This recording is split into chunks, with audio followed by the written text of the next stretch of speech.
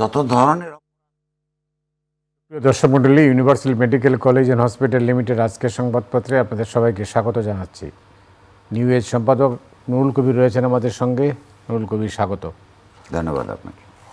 কাগজ খুব কম আমাদের হাতে, তাহলে আমরা কয়েক মিনিট সময় বেশি পাবো আপনার সঙ্গে আলোচনায়। তো কাগজ আসলে আমরা অবশ্যই দেখাবো। আমার হাতে সহকারী আমার দৃষ্টিতে অত্যন্ত সুন্দর নির্বাচন হয়েছে। বাংলাদেশের মতো একটা দেশে যত ধরনের নির্বাচনের মধ্যে যত ধরনের ত্রুটি থাকে, এই নির্বাচন যারা পরিচালনা করেছেন তারা ত্রুটিমুক্ত করতে চেষ্টা করেছেন এবং সফল হয়েছেন বলে আমার ধারণা। এবং এই প্রসঙ্গে একটা কথা বলা উচিত, যেটা হচ্ছে যে এইটা যারা নির্বাচন পরিচালনার মধ্যে ছিলেন তাদেরকে অনেক ধরনের চ্যালেঞ্জ মোকাবেলা করতে হয়েছে। যেমন ধরুন, অধ্যাপক ইউনূস অন্তর্বর্তীকালীন সরকারের প্রধান, তার সরকারের মধ্যে নির্বাচন বিরোধী, তারপরে নির্বাচন হলেও মৌলবাদপন্থী, ধর্মীয় সাম্প্রদায়িকতাপন্থী তৎপরতায় লিপ্ত ছিল, এরকম অনেক মন্ত্রী ছিল, এই মুহূর্তে পর্যন্ত আছে। তাদের তৎপরতা মোকাবেলা করে, প্রশাসনের মধ্যে অনেকে ছিল, তাদের তৎপরতা মোকাবেলা করে অধ্যাপক ইউনূসের একটা কমিটমেন্ট, উনি কথা দিয়েছিলেন একটা ভালো নির্বাচন করবেন, তিনি রক্ষা করতে পেরেছেন। আর অধ্যাপক ইউনূসের দিক থেকে আমি জানি না, নিশ্চয় হয়তো উনি জানিয়েছেন, বাংলাদেশের সশস্ত্র বাহিনী, নানা আমাদের আইন প্রয়োগকারী সংগঠনসমূহ, তারা অত্যন্ত গুরুত্বপূর্ণ ভূমিকা পালন করেছেন বলে, এবং সংশ্লিষ্ট নানান ধরনের যারা সংগঠন, জামায়াত ইসলামী ছাড়া রাজনৈতিক দলগুলোর প্রায় প্রত্যেকে যারা হেরেছেন এবং জিতেছেন, তারাও সংযমী আচরণ করেছেন। আমরা শুধু জামায়াত ইসলামীকে দেখেছি একটা নির্বাচনকে কেন্দ্র করে যত ধরনের অপরাধ সাধারণত হয় এই সমস্ত অঞ্চলে, প্রত্যেকটার মধ্যে তাদেরকে তৎপরতা দেখাতে দেখেছি। তারা টাকা দিয়ে ভোট কিনতে চেয়েছে, তারা গরিব মানুষকে বেশদের লোভ দেখিয়ে ধর্মকে অপব্যবহার করে ভোট পাবার চেষ্টা করেছে। তারা ব্যালট স্টাফিংয়ের কতগুলো ভিডিও আমরা দেখেছি, চেষ্টা করেছে তাদের প্রতি সহানুভূতিশীল কর্মকর্তাদের মাধ্যমে ভোট কেন্দ্র আগের দিন রাতে গিয়ে ম্যানিপুলেট করবার চেষ্টা করেছে। তাদের লাঠি সোঁটা কেনার আয়োজন ধরা পড়েছে। এগুলো যদি বিভিন্ন অঞ্চলের মানুষ এবং আইন প্রয়োগকারী সংগঠনগুলো তৎপর না থাকতো, তাহলে তারা হয়তো আরও ভয়াবহ ঘটনা ঘটাতে পারত। এই সব কিছু মোকাবেলা করে যারা ভোট দিতে গেছেন তারা জানেন অত্যন্ত শান্তিপূর্ণ, তেমন কোনো বিতর্ক। নির্বাচন কমিশনের একটা ভূমিকা আছে এখানে। নির্বাচন কমিশনের তো দায়িত্বই, কিন্তু নির্বাচন কমিশনকে বরাবরই খুব দুর্বল মনে হচ্ছে। আর নির্বাচন কমিশনের দায়িত্ব থাকলেও তারা তো সবার সহযোগিতা ছাড়া এটা করতে পারেন না।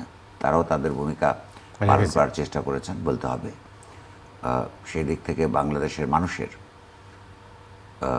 সারা দুনিয়ায় ভাবমূর্তি ভালো হবে বলে আমার ধারণা। একটা ভালো নির্বাচন অধ্যাপক ইউনূস, নির্বাচন কর্তৃপক্ষ, অপরাপর আপনার সামরিক বেসামরিক কর্তৃপক্ষ করতে পেরেছেন। আমার ধারণা আমাদের আপাতত বিশ্বাস করবার কারণ আছে যে একটা গণতান্ত্রিক প্রক্রিয়ায় আমরা উত্তীর্ণ হওয়ার প্রথম ধাপ সুন্দরভাবে অতিক্রম করেছি। এই প্রসঙ্গে বলা দরকার, ভালো নির্বাচন মানেই গণতন্ত্র নয়। এই ভালো নির্বাচন হচ্ছে একটা সুষ্ঠু গণতান্ত্রিক প্রক্রিয়া শুরু করবার প্রথম ধাপ। সেখানে যারা বিজয়ী হয়েছেন, আমরা ইচ্ছা করলেই এবং কেউ ইচ্ছা করবো না তাদেরকে আমরা অভিনন্দন জানাতে পারি। সঙ্গে সঙ্গে তাদেরকে কিছুটা সতর্কবোধ এখন থেকেই করা দরকার। জাতীয়তাবাদী দল তার ডিজার্ভিং ভিক্টরি, তারা অনেক বছর কষ্ট পরিশ্রমের মধ্যে ছিল, নানা নিপীড়নের শিকার হয়েছে, তাদের এটা ডিজার্ভিং, এটা তারা জিতেছেন। কিন্তু তাদের মনে রাখা দরকার, বাংলাদেশ সহ দক্ষিণ এশিয়ায় যারা দুই তৃতীয়াংশ ভোট পেয়েছে, তাদের বিভিন্ন সময়, অধিকাংশ সময় আমি বলবো, তাদের গভর্নেন্সের ক্ষেত্রে, পার্লামেন্ট পরিচালনার ক্ষেত্রে নানা ধরনের মেস তার তৈরি করেছে। অর্থাৎ ক্ষমতার দম্ভ দিয়ে তারা আত্মঘাতী এবং দেশের পক্ষে কল্যাণকর নয় এরকম অনেক কাজ করেছে। পিছনের এই কথাগুলো মনে রেখে জাতীয়তাবাদী দল যদি তাদের এই যে মানুষ যে ম্যান্ডেট তাদেরকে দিয়েছে সেটা যদি বিবেচনার সঙ্গে, গণতন্ত্র মনস্কতার সঙ্গে এটাকে চর্চা করে, দেশের জন্য ভালো। অনেক ধন্যবাদ। তাহলে এই নির্বাচন থেকে আমরা কি পেলাম? এই নির্বাচন থেকে আমরা একটা সুযোগ পেলাম দেশটাকে গণতান্ত্রিকভাবে পুনর্গঠন করবার জন্য। সেখানে অনেক বাধা থাকবে, সেটা নির্ভর করবে দুটো দিকে। একটা হচ্ছে এরপরে স্বভাবতই প্রশ্ন উঠবে সরকার গঠনের, সরকারটা কেমন হয় তার উপর অনেক কিছু নির্ভর করবে। সেইটা তো আমরা এই মুহূর্তে বলতে পারবো না বিএনপি তারা কি করছেন। আর আগেই বলেছি যে গণতন্ত্র পরায়ণ দৃষ্টিভঙ্গি নিয়ে যদি রাষ্ট্র পরিচালনা করেন, অপোজিশন তাদেরকে একটা জিনিস মনে রাখতে হবে। ধরেন তিনটে পার্টি মূলত এই নির্বাচিত হয়েছেন, বিএনপি, জামায়াতে ইসলামী। জামায়াতে ইসলামী মানুষের ম্যান্ডেট পেয়েছে, তারা এত তাদের জন্যে তো তারা গৌরবান্বিত বোধ করতে পারে। এতগুলো যেই দেশ যে স্বাধীনতায় তারা বাধার সৃষ্টি করেছিল, যেই দেশে তারা যুদ্ধ অপরাধ সংগঠিত করেছে, সেই দেশে 54 বছরের মাথায় এসে 60-এরও বেশি সংসদের আসন লাভ করা তাদের জন্য একটা বিরাট বিরাট সাফল্য। সেইটা একটা রাজনৈতিক দিক আছে, সেই রাজনীতিকে যে কোনো গণতন্ত্র পরায়ণ মানুষের আপনার মোকাবেলা করতে হবে, এটা যেমন সত্য। কিন্তু যতক্ষণ পর্যন্ত তারা জনপ্রতিনিধি হিসেবে সেখানে থাকে, তাদের যথার্থ মর্যাদা নিশ্চিত করা সরকারি দলের কর্তব্য। এনসিপির কথাটা না বললেই নয়, খুবই তরুণদের নতুন পার্টি হিসেবে তারা 6টা সিট পেয়েছে। অতীতের ইতিহাস অনুযায়ী এই সিটের সংখ্যা চিন্তা করলে একটা সুষ্ঠু নির্বাচনে বিরাট সাফল্য তাদের। সেখানে তাদের ভবিষ্যৎ রাজনৈতিকভাবে কি নির্ধারিত হবে, তাহলে তাদেরই কোর্স দিয়ে আমি মনে করি তারা যদি জামাত ইসলামের সাথে গিয়ে তারা কাজটা সঠিক করেনি। কারণ হচ্ছে বিএনপি একটা আপনার মধ্যপন্থী কিন্তু ডানপন্থা তাড়িত মধ্যপন্থী একটা রাজনৈতিক দল। সেইখানে জামাত ইসলাম এবং তার মাঝখানে এখানে যে একটা স্পেস তৈরি হয়ে আছে আওয়ামী লীগের অনুপস্থিতিতে, সেইটা যদি তাদের ঐতিহাসিকভাবে তাদের একটা আপনার সম্ভাবনা রয়েছে, জামাতের সঙ্গে গিয়ে যে বহু মানুষের যে আস্থা হারিয়েছে সেইটার আস্থা পুনরুদ্ধার করবার জন্য তারা যদি স্বতন্ত্রভাবে কাজ করে। কারণ এই পাপ আওয়ামী লীগের জামাতকে আশ্রয় প্রশ্রয় দিয়ে বড় করবার, সহযোগিতা করবার পাপ আওয়ামী লীগের আছে, বিএনপির আছে, এখন তাদের গায়েও লাগলো। তো অন্যরা পাপ করেও যদি আবার মানুষের আস্থা ফেরত আনতে পারে সময় সময়ে, তাদেরও সেই সুযোগ আছে। এই যে রাজনৈতিক স্পেস খালি হয়ে আছে এটা পূরণ করবার সঙ্গে আপনি কি আশা করতে পারেন এটা বলেছেন, সঙ্গে একটু মনে করিয়ে দেওয়া দরকার বিশেষত জাতীয়তাবাদী দলের নেতৃত্বকে। তাদের নিশ্চয় অঙ্ক তারা কষবেন বলে আশা করি। আমরা যেটা বাইরে থেকে দেখেছি, শুনেছি, জেনেছি, আওয়ামী লীগের যারা ভোটার তারা 3 ভাবে আচরণ করেছে এই ভোটে। একাংশ আওয়ামী লীগের নেত্রী শেখ হাসিনার কথা এবং তার পুত্রের কথা শুনে ভোট দিতে যায়নি। আর একাংশ বিভিন্নভাবে আপনার এলাকার রাজনৈতিক কোয়েশনস, তাদের সামাজিক নিরাপত্তা, এইসব ভেবে বিএনপিকে ভোট দিয়েছে। আবার আরেকটা অংশ বিএনপির অত্যাচারে এই 5ই আগস্ট থেকে গত 1.5 বছর, মানে গত বছরের 5ই আগস্ট থেকে অত্যাচারে যারা শিকার হয়েছে তাদের একটা অংশ জামাতকে ভোট দিয়েছে। এই 3 ধরনের আচরণ লক্ষ্য করেছি আমরা। ভোটের প্যাটার্ন বিহেভিয়ারের মধ্যে।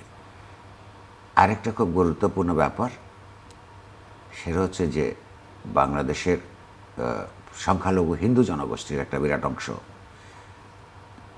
বিএনপিকে ভোট দিয়েছে।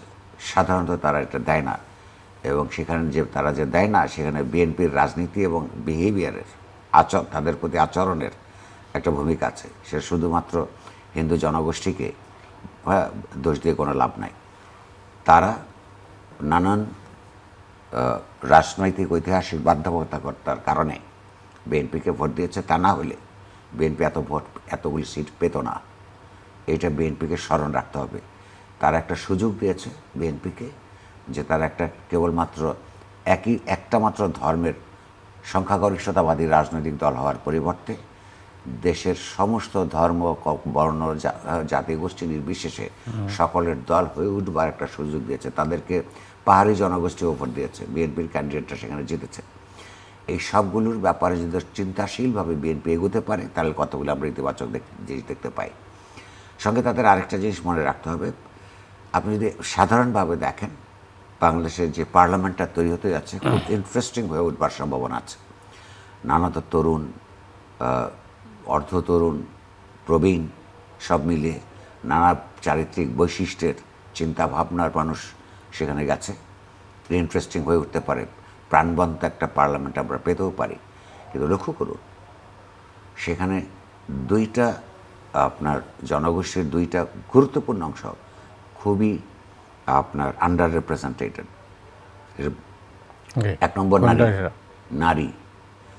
যে দেশের মোট জনসংখ্যার 50% বেশি নারী, যেই দেশের ভোটারদের প্রায় সমান সংখ্যক নারী, সেই দেশে রাজনৈতিক দলগুলোর পুরুষতান্ত্রিক চিন্তার কারণে, জামাত ইসলামের ব্যাপারটা আলাদা, আমি সেটা পরে আলাদা করে বলতে পারি, বিএনপির এমনকি পুরুষতান্ত্রিক চিন্তার কারণে নারীদেরকে যথেষ্ট সংখ্যক নমিনেশন না দেওয়ার কারণে এই তাদের প্রতিনিধিত্ব অনেক কম। আর হচ্ছে ধর্মীয় সংখ্যালঘু সম্প্রদায়ের মানুষের, যেটা প্রায় 10% মানুষ, তাদের কিন্তু 10% রিপ্রেজেন্টেশন পার্লামেন্টে থাকলো না। এইটা বাড়ানো দরকার, বৃহত্তর জাতীয় সংহতির জন্য দরকার। ফলে ভবিষ্যতে যাতে এরকম না হয় তার জন্যে এই সংসদ তাদের যে কজগুলি আছে, তাদের যে স্বার্থগুলো আছে, তাদের প্রত্যক্ষ প্রতিনিধিত্ব না থাকলেও পরোক্ষভাবে তাদের স্বার্থকে সমন্বিত রাখবার আইন কানুন নিতে হবে। এই বিষয়ে আমি বলেছিলাম যে জামায়াতের কথাটা আমি পরে আলাদা করে বলছি। জামায়াত খুব পরিষ্কার করে বলেছে যে তারা নারী নেতৃত্ব, তাদের রাজনীতি এটাকে সমর্থন করে না। সেটা বলেছে ইসলামের নামে, সেটা অসত্য কথা, কিন্তু তারা এটা ইসলামের নামেই কথা বলছে। সে কারণে নারীদেরকে তারা নিজেদের দলের নেতৃত্বে কিংবা প্রধানমন্ত্রীর নেতৃত্বে তারা এটা জায়েজ মনে করে না। খেয়াল রাখবেন, জামাতের এই রাজনৈতিক অবস্থান বাংলাদেশের রাষ্ট্রের সংবিধান বিরোধী। এটা খুব সিরিয়াসলি অন্যদেরকে বিবেচনা করতে হবে যে কোনো একটা রাজনৈতিক দল যদি রাষ্ট্রের সংবিধান বিরোধী প্রকাশ্য অবস্থান গ্রহণ করে, হ্যাঁ, তাদের ব্যাপারে আপনি নিশ্চয়ই লক্ষ্য করেছেন তারা একজন মাইনরিটি কমিউনিটির একজন সদস্যকে মনোনয়ন দিয়েছিল, কিন্তু তারা হেরে গেছে। সেটা হেরে গেছে, ওই সিটে তো সাধারণত অন্য আলোচনা। কিন্তু আমি মনে করি তারা যে দিয়েছিল, হ্যাঁ, সেটা ভালো কাজ করেছে। এখন উনি কেন দাঁড়িয়েছেন, তার লোকেরা কেন তাদেরকে ভোট দেয় নাই, সেটা ভিন্ন আলোচনা। আর প্রশ্নটা হচ্ছে যে এই বাংলাদেশ সংবিধানের কিছু সুবিধা তারা নেবেন, কিছু নেবেন না। এই ওয়ান্স অ্যাগেন এটার একটা মুনাফেকি, হ্যাঁ, আপনার এটা ঠিক না। ধরুন, রাষ্ট্রের সংবিধান অনুযায়ী এখন প্রাপ্ত সিট সংখ্যার অনুপাতে কিছু নারী কোটায় এমপি হবেন। সেখানে নিশ্চয়ই জামাত ইসলামী তার কোটাটা বুঝে নেবে, সেখানেও নারী এমপি থাকবেন। এখন বাংলাদেশ রাষ্ট্রের সংবিধানের অনুযায়ী বাংলাদেশের জাতীয় সংসদে নির্বাচিত যে কোনো এমপি তাত্ত্বিকভাবে প্রধানমন্ত্রী হওয়ার যোগ্যতা রাখে। তাহলে একদিক দিয়ে বলবেন এমপি হিসেবে তার যে প্রতিনিধিত্ব করবেন তারাও যোগ্যতা রাখেন, অথচ ওনারা বিশ্বাস করেন যে নারীরা প্রধানমন্ত্রী হতে পারবে না। এগুলো রাষ্ট্রের সংবিধানের সঙ্গে, অর্থাৎ রাষ্ট্রের সঙ্গে সাংঘর্ষিক, এটা বাংলাদেশকে একদিকে অথবা জামাত ইসলামীকে তার এই অবস্থানকে পুনর্মূল্যায়ন করা উচিত। অনেক ধন্যবাদ। ভাবি প্রধানমন্ত্রী তারেক রহমানের কাছে আপনার প্রত্যাশা কি এবং কি কি চ্যালেঞ্জ তিনি মোকাবেলা করবেন? আচ্ছা, আমার ব্যক্তিগত কোনো প্রত্যাশা নাই, শুধু এই যিনি সরকার প্রধান হবেন মনে করা হচ্ছে যে তারেক রহমানই হবেন, তাকে মনে রাখতে হবে শুধু বাংলাদেশের মানুষ শুধুমাত্র তার দলকেই বিজয়ী করেনি, সঙ্গে আরেকটা রেফারেন্ডাম দিয়েছে, একটা গণভোট।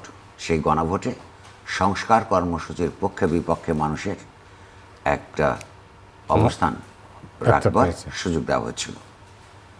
তারেক রহমান নিজে এই সংস্কার কর্মসূচির পক্ষে ভোট দেওয়ার জন্য মানুষকে আহ্বান জানিয়েছেন, কিন্তু তথ্য হিসেবে আমরা জানি তার এই নির্দেশনা তার দলের বহু মানুষ এটার পক্ষে ছিল না, এমনকি কোনো কোনো এমপি প্রার্থী পর্যন্ত না ভোট দেওয়ার কথা কানে কানে বলে দিয়েছে। তারপরেও 70%-ও বেশি ভোটার আপনার এই সংস্কারের পক্ষে মত প্রকাশ করেছেন। তার উচিত হবে যে এটার মধ্য দিয়ে যে শিক্ষার্থী গণঅভ্যুত্থানের মধ্য দিয়ে যে নতুন গণতান্ত্রিক সংস্কারের আকাঙ্ক্ষা সমাজের মধ্যে জাগ্রত হয়েছে, সেটাকে সম্মান করা তার রাজনৈতিক কর্তব্যের মধ্যে পড়ে। এই কর্তব্য পালন না করলে এই মানুষটা তার এবং তার দলের বিপক্ষে যাবে। আমরা মানুষ সংস্কার প্রয়াসী, গণতান্ত্রিক সংস্কার প্রয়াসী মানুষের পক্ষে অবলম্বন করব। সেখানে তার উচিত হবে ইতিহাসের পালসটা ধরে সেইভাবে সংস্কারের কিছু কর্মসূচি গ্রহণ করা। এটা বলছিলাম কি কি চ্যালেঞ্জ মোকাবেলা এটা একটা। আর তাকে তো অর্থনীতির অবস্থা ভঙ্গুর, আপনার রাষ্ট্রীয় বহু প্রতিষ্ঠান প্রায় ধ্বংসপ্রাপ্ত, সেগুলোকে ঠিক করবার জন্য অনেকগুলি সংস্কার কমিশন হয়েছে। সংস্কার কমিশনের রিপোর্টগুলি তার হাতের কাছে আসে, উচিত হবে তার দলের থেকে আরেকটা কমিশন করে দিয়ে তারা কি তাদের চিন্তার সঙ্গে সঙ্গতিপরায়ণ কি কর্মসূচি সংস্কার কর্মসূচি বাস্তবায়ন করা যায়, সেগুলোকে আপনার অগ্রাধিকার দিয়ে বাস্তবায়ন করার চেষ্টা করা। 2, ইমিডিয়েটলি তার যেটা করা উচিত, আপনার এই অনুষ্ঠানে অন্যান্য অনুষ্ঠানে নানানভাবে আমাদের পত্রপত্রিকায় লিখেছি আমরা, ইনস্ট্যান্টলি তাকে আগামীকাল থেকে, তিনি এখন ডিফ্যাক্টো প্রধানমন্ত্রী, বাংলাদেশের কোথাও যাতে আর অবৈধ চাঁদাবাজিতে তার দলের লোকেরা নিযুক্ত না হয়, তার জন্য পরিষ্কার নির্দেশনা দেওয়া দরকার তার। এ কথা সত্য, নির্বাচনের আগে প্রায় 7,000 কর্মীকে তারেক রহমান বরখাস্ত করেছিলেন নানা ধরনের অবৈধ চাঁদাবাজির অভিযোগে।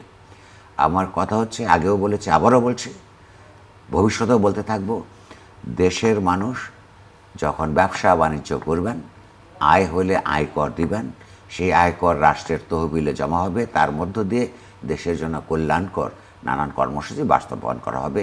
এইটি একটা সভ্য জনগোষ্ঠীর, সভ্য সরকারের, সভ্য রাজনৈতিক দলের চিন্তা করবার পদ্ধতি, ব্যক্তিদের আর আমাদের যেটা চিন্তা করবার অধিকার, সেইটার ক্ষেত্রে আগামীকাল থেকে এখন তার একচ্ছত্র প্রভাব এবং ক্ষমতা, আগামীকাল থেকে নতুন করে এই নির্দেশ তার জারি করা দরকার।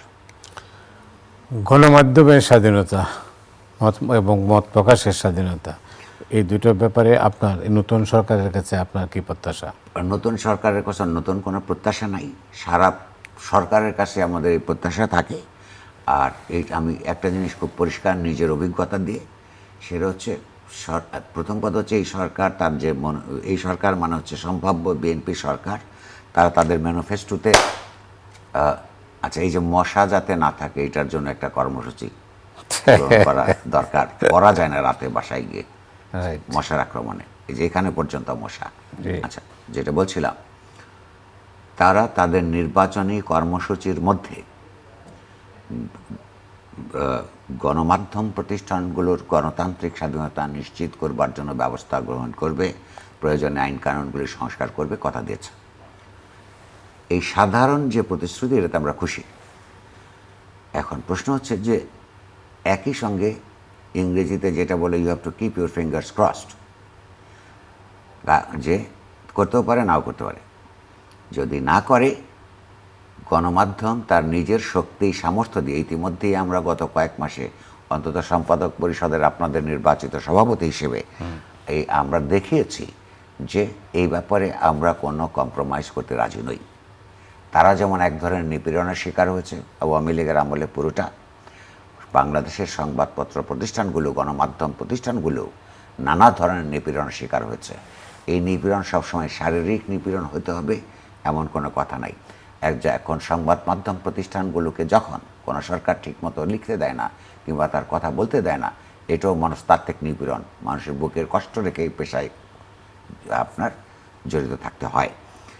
সেটার বিরুদ্ধে আমাদের অবস্থান, এই শিক্ষার্থী গণঅভ্যুত্থানের মধ্য দিয়ে প্রাপ্ত যে আমাদের মানসিক, রাজনৈতিক এবং সাংস্কৃতিক জোর, সেই জোরের ভিত্তিতে আমরা অব্যাহত রাখব, সরকার চাক কিংবা না চাক। সরকার যদি আমাদের এই অবস্থানকে বুঝতে ভুল করে, সেটা তাদের ক্ষতি হবে, আমাদের নয়। আরেকটা কথা আমি এই প্রসঙ্গে বলে রাখি, এটা আমি জানি না আপনি আমার সঙ্গে একমত হবেন কি হবেন না। বাংলাদেশে বিভিন্ন সংবাদ মাধ্যম প্রতিষ্ঠান যতটা সরকারের দাবিতে, সরকারের বলের কারণে দালালি করে, অনেক সংবাদ মাধ্যম এবং গণমাধ্যম প্রতিষ্ঠান নিজের দালালির স্বভাবেও দালালি করে। সেইটার জন্য কোনো সরকারকে দোষ দিয়ে লাভ নাই।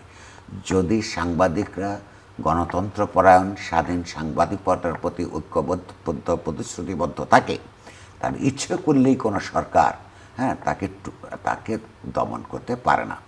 শুধু সরকারকে বলবো, এই কথাটা আপনার মাধ্যমে আপনি জিজ্ঞাসা করেছেন, যে সত্যিকার অর্থে তারা যদি সমাজ এবং রাষ্ট্রের একটা গণতান্ত্রিক উৎক্রমণ চায়, রূপান্তর চায়, সেটা গণতান্ত্রিক গণমাধ্যমের সহযোগিতা ছাড়া কোনোদিন কোনো দেশে হয় নাই, ইতিহাসে এখানেও হওয়ার কোনো কারণ নাই। তাদের উচিত হবে এই সংবাদ মাধ্যম প্রতিষ্ঠানগুলোর সাংবাদিকতার যে গণতান্ত্রিক দায়িত্ব, সরকারের ভুল ত্রুটি ক্রিটিক করা, সরকারের বিচ্যুতিকে মানুষের সামনে নিয়ে আসা, তার মাধ্যমে তাদের অ্যাকাউন্টেবিলিটি এক ধরনের নিশ্চিত করা, সেইটাই গণতান্ত্রিক সংবাদ মাধ্যম প্রতিষ্ঠানগুলোর কাজ। আমরা এটা করে যাব, সরকারের কাছে আসা তাদেরই ভালোর জন্য, দেশেরই ভালোর জন্য, সেটাকে তারা বাধাগ্রস্ত করবে না। অনেক অনেক ধন্যবাদ। সময় হাতে নেই, না হলে আরও শোনা যেত। অনেক ধন্যবাদ আপনাকে। দর্শক মণ্ডলী, আজ এ পর্যন্তই। আপনার সবাই ভালো থাকুন। শুভরাত্রি।